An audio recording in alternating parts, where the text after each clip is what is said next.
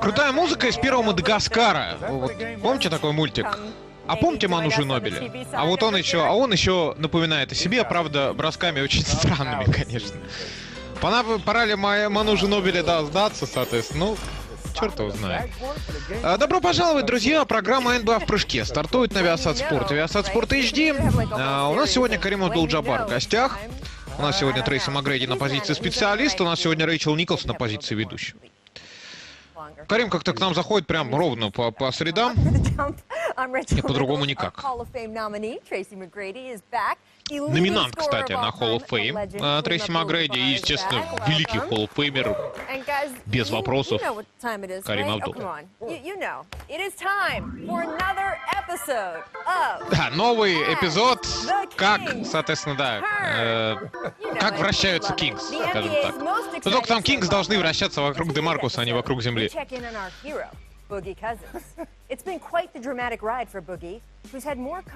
Умно ли для Буги Казинса тянуть свои стики, да, соответственно, к большому, длинному, в смысле, соглашению с командой? Сложно, на самом деле, сказать, потому что, ну да, как бы, мы в последние 2 года только и слышим, что его сейчас вот-вот обменяют, потому что он уже всех достал. А с другой стороны, брать-то его все равно никто не хочет. А игрок-то он достойный при этом, да? И все вот это вместе выпадает во что? Выпадает в то, что, соответственно, не очень понятно, что будет дальше с Казинсом. Not just me. Anyway, what you may be asking here is why? Why would those involved in one of the league's most turbulent relationships be feeling out extending that relationship even further? Да, как бы даже сам Демаркус периодически говорит, что ему некомфортно, хотя в этом сезоне там немножко все изменилось, и у него хотя бы есть Мэтт Барнс, с которым они могут всякими глупостями заниматься. Загляните в Инстаграм Барнса, поймете, о чем я говорю. 4 года, 139 миллионов ему может предложить условно любая команда, но там Хит, например, на него будет претендовать. 5 лет, 219 миллионов может он получить от, соответственно, Кингс. Ну, это по новому соглашению, по условиям, как бы нового соглашения коллективного. Вот такая история.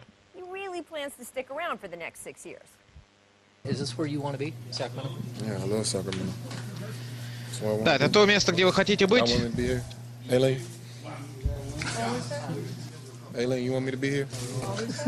Да, здесь прям, ну я как бы нормально, да, говорит, в раздевалке я хочу быть.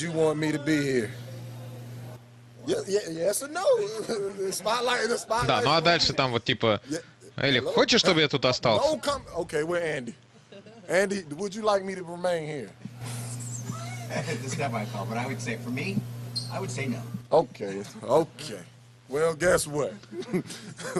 Да, вот один репортер ответил, что типа сложный вопрос, но для меня нет. Типа я бы не хотел. А Буги там типа да, интересно, говорит, надо разобраться почему. Ну, соответственно, да, как бы угадайте почему, потому что, соответственно, у него там сложные отношения, в принципе, с людьми.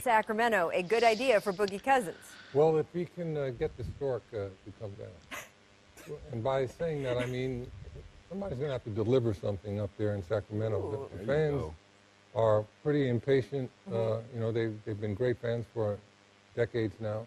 And, you know, they know rewards. You know, after a while, people start to lose interest. And they're certainly not going to lose interest in somebody that shows the emotional maturity that he's been lacking. So, you know, I hope he can step up, you know, because... Главное, чтобы он не привык, соответственно, да, как бы проигрывать, говорит Карим Абдул-Джабар. То есть, как бы, если ты проигрываешь, если твоя команда проигрывает, то ты, в принципе, ищешь комфорта. Да, как бы, и если тебе комфортно вот здесь жить просто, то, соответственно, ты можешь остаться. Ну, например, да, кому нужны большие, например, в Далласе нужны большие, но можете себе представить, чтобы Даллас сейчас начал побеждать?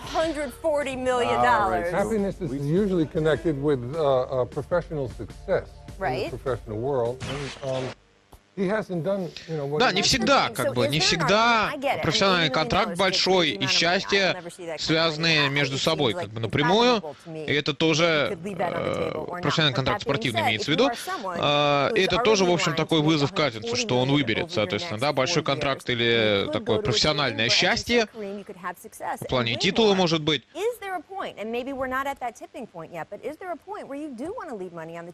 Ну, а с другой стороны, да, мы вот обсуждаем, что, типа, он получит больше денег. Но вообще является ли это, в принципе, фактором для него, для самого Казинца, да? То есть, как бы, вопрос в том, что, может, ему реально очень комфортно в Сакраменто жить, и там, даже если бы ему в другой команде дали 400 миллионов, он бы остался.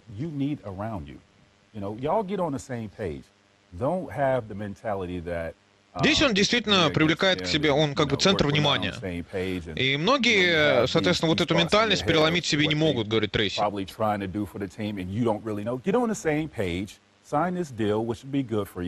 Как бы ты знаешь, чего ждать, да, ты знаешь, что тебя здесь все равно будут любить, как бы ты себя не вел и так далее. И в этом плане Сакраменто, может быть, делает не самую правильную вещь, но Буги, опять же, все-таки не им решать, да, а самому Казинцу. Ну, если, конечно, предложение, в принципе, будет. Earlier in the season against the Warriors, there's a text, the temper tantrums, you know, Machiavellian stuff behind the scenes with coaches. And guys, you know I am forever Team Boogie. But I have to ask, if you're the Kings, are you making the investment in him that much? And you have an arena to fill, that's obviously part of the equation. С другой стороны, да, как бы с позиции Сакраменто взглянуть. То есть, если бы у вас был Буги, вы бы, в принципе, в него инвестировали что-нибудь. Не обязательно там какие-то огромные деньги. Вот что-нибудь вы в него бы инвестировали. Учитывая то, что он там стулья избивает, да, на домашней арене, учитывая то, что если Казинц доигрывает матч до конца, это, в общем, уже история большая.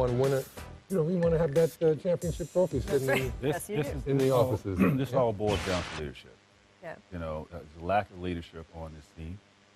I think, and I don't know where you get this, right. But I think if you can get pieces around him that are guys that are great leaders and that are not afraid to speak up and say things to Boogie when he's out of line. Ну, если ты такого человека подписываешь, отмечает Трейси Макгрейди, то ты должен как бы не бояться. Ну, как бы ты должен понимать, что ты будешь управлять, ты там его будешь контролировать, условно говоря. Ну вот вы бы доверили, да, соответственно, если только вот найдется человек типа Фила Джексона, прайма его, когда он на место ставил Джордана и Коби, тогда да. Тогда да, а так, в общем, в это мало верится.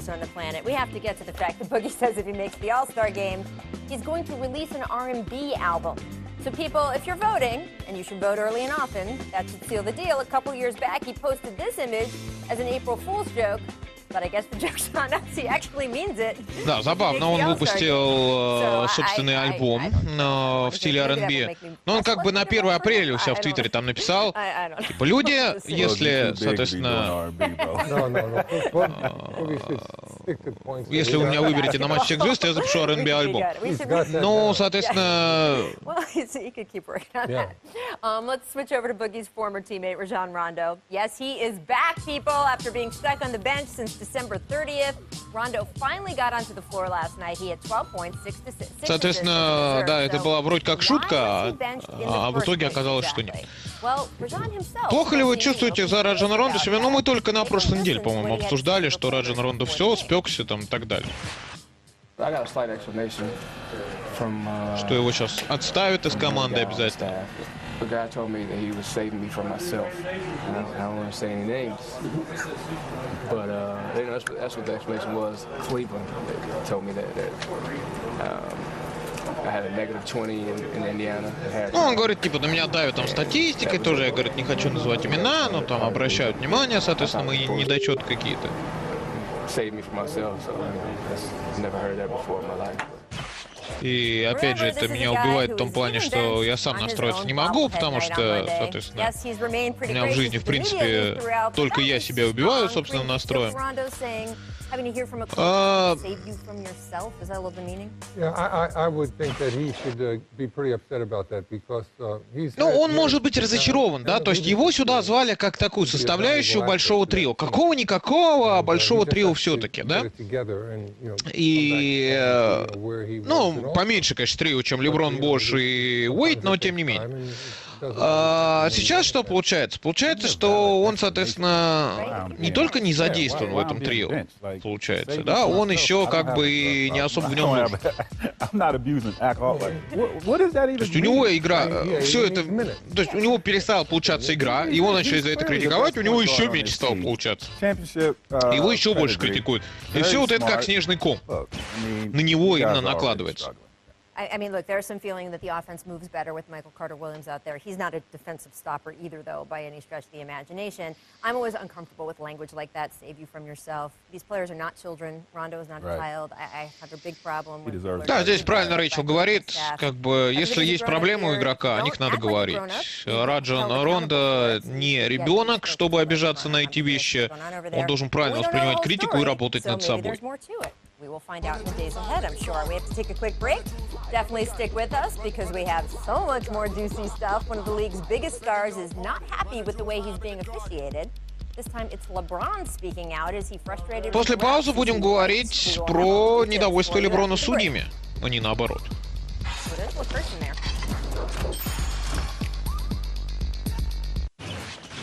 You got technical today. It was pretty rare for you. Yeah, I got fouled. Yeah. Has there been any frustration with the way It is. Where you've been officiated lately? It is, but you know, I know what the main thing is. The main thing is to win, but it is. It is. Леброн забавные вещи говорит, он отмечает, что я понимаю, что я выхожу играть для того, чтобы побеждать, и как бы, по идее, не должен зависеть ни от кого и ни от чего, но разочарование работы судей есть. Ну, в принципе, да, разочарован в этом сезоне. Как бы правильно ли это все? Ну, это такая история... Она, наверное, не очень объективна изначально, то есть, как бы у Леброна, понятное дело, будут свои доводы, у там болельщиков других команд, которые против Леброна играют, свои.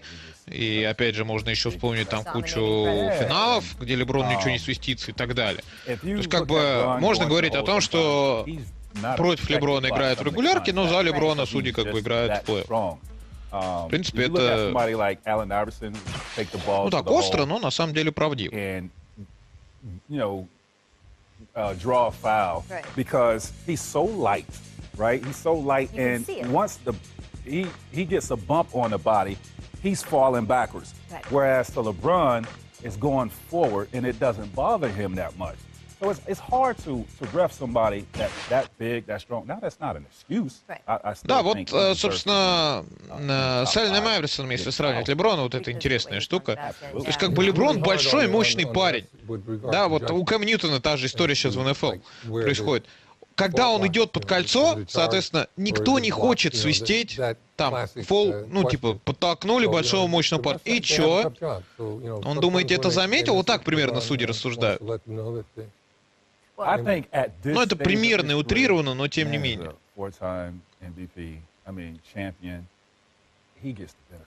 Well, look, the first step, right, is letting the league office know you're upset. I don't think it's a coincidence this story came out today. Our Dave McMenamin doing some good reporting there. But, you know, a lot of sources around the Cavs saying LeBron's frustrated. I'm sure those sources are contacting the league office as well.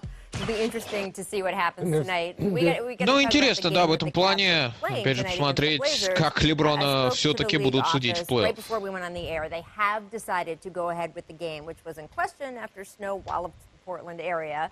Both teams are in town, but barely. Actually, the Blazers are still on a plane in the air right now. The Cavaliers were flying in late last night from Utah.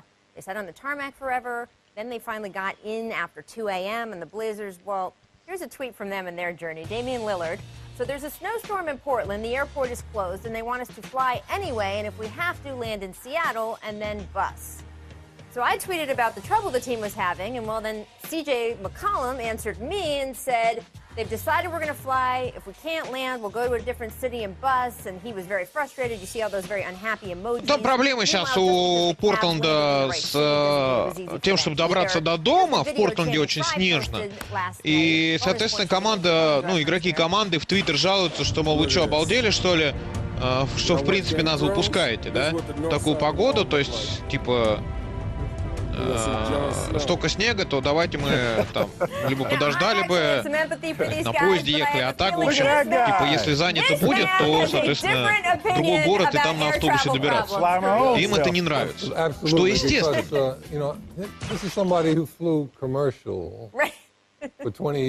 You know, with these legs. Yes, with these legs, and have to get up, right there. sit in the first seat there, right, and try to sleep, and go and fly some, 3 hours and. And you flew on days of game. Oh yeah. Yeah. So what you're saying, Kareem, you don't have any sympathy for these guys. Ну и так получается, что они прибывают, соответственно, на арену там в день матча. Ну, не на арену, а домой к себе в день матча. Что как бы для домашней игры, ну, так себе. A lot. I have some sympathy for these guys. It's tough because you're thrown off your routine. Ну, это очень тяжело, да, потому что ты и так как бы выполняешь свою работу, она достаточно рутинная, и к середине сезона ты успеваешь наесться, а здесь еще вот такие новости. Well, I think the reason those guys were so frustrated, and you saw those tweets from Damian and CJ, is because they were sitting there on the bus, they were being told a bunch of different things, partly because the airport was telling the team a bunch of different things, and no one knew what they were going to have to do. Were they going to have to bus in the middle of the night? They ended up flying to Seattle, sleeping there, and they are actually on a plane as we speak right now, flying from Seattle to Portland. They will get in, and then the game is at 7:30 local time. Да, то есть они там до Сиэтла в итоге долетели. Там чуть поспали и домой двинули. Что, опять же, не есть правильно. I was told by the NBA that the Blazers actually chose to go to Seattle instead because they have, 40 different people leaving their team plane to get in their individual cars to go home. And they were a little bit worried about getting all of those different cars on the ice and snow back to all those more remote areas of Portland where the Cavaliers had a team bus where they were just loading everyone on the bus and going downtown to the hotel. So that's the difference between the two teams, which makes sense. It does create a little bit of an unfair advantage, though, for the Blazers. They got to play tonight after flying, 5 hours earlier. You're saying, whatever, we did that all the time. I played with guys when I first came in the league that took trains to game day. No, they took trains. They didn't even fly. Right. So that's how wonderful it is for these guys. They got it good. And, they will play tonight. The show will go on. Right. It's not going to kill them. Yeah, well, that's the thing. That is certainly true. And oftentimes they have great games at times like that. Adversity breeds competition. Но при этом, как бы, Карри Абдул-Джабар рассуждает примерно так же, как Трейси, только он говорит, что это часть работы, и это надо воспринимать нормально. Янс Valanciunas, да, прикольную такую фразу бросил, типа, они борются за второе место в конференции, а мы за первое. Хорош. Valanciunas хорош. Is it the sort of game you guys expected going in, given the fact that it's Boston, how well they've been playing recently, the fact that they are with you guys, a top team? They're racing for the second place. We are racing for the first. Crazy. Jab. I like the confidence. You can say it after you win. Прикольно, что так уверен, действительно, и такой еще, знаете, такая шпилька в адрес своей бывшей команды. Да, на всякий случай. Которая Кливленд. Ну, прикольно.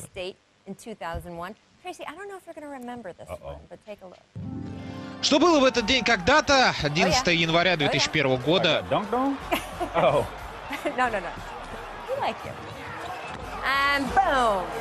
это Тимак. I like the end a little bit. Yeah. A little Sean Kempish. Ooh. Young fella right there. 21 years old there, Kareem. We got another great NBA Wednesday doubleheader for you tonight. Grizzlies Thunder, and yes, they are playing Cavs Blazers.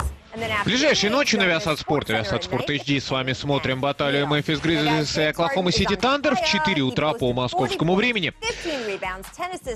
Джеймс Харден стал 4-м игроком в истории НБА, который подряд сделал трипл-даблы, набирая в них по 40 очков.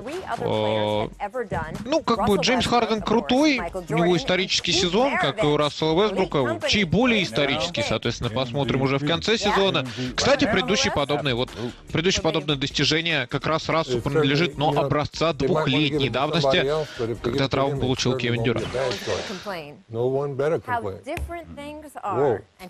Don't go back and forth. It's amazing. But I think the additional part is he's showing some leadership. Yes, absolutely. And that's a big difference. They need that on that team. Ну и теперь вот эта сирена означает, что мы переходим в концовку, в эндшпиль этой программы. Попадания и промахи у нас. Стеф Карри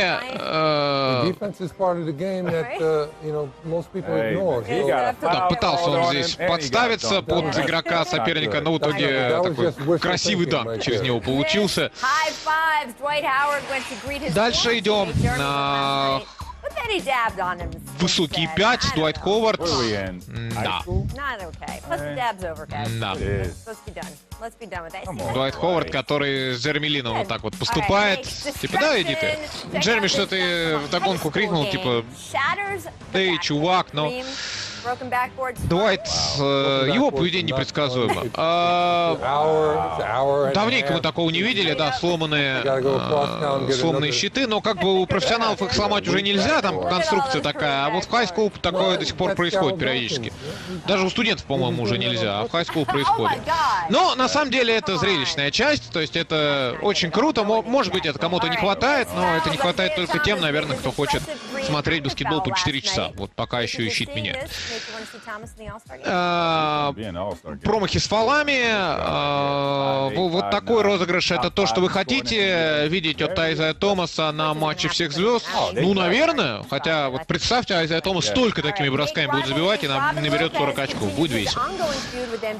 Попадание с Rivalries, потому что, да, забавно, как Робин Лопес пытается сделать шаурму из маскота соперника.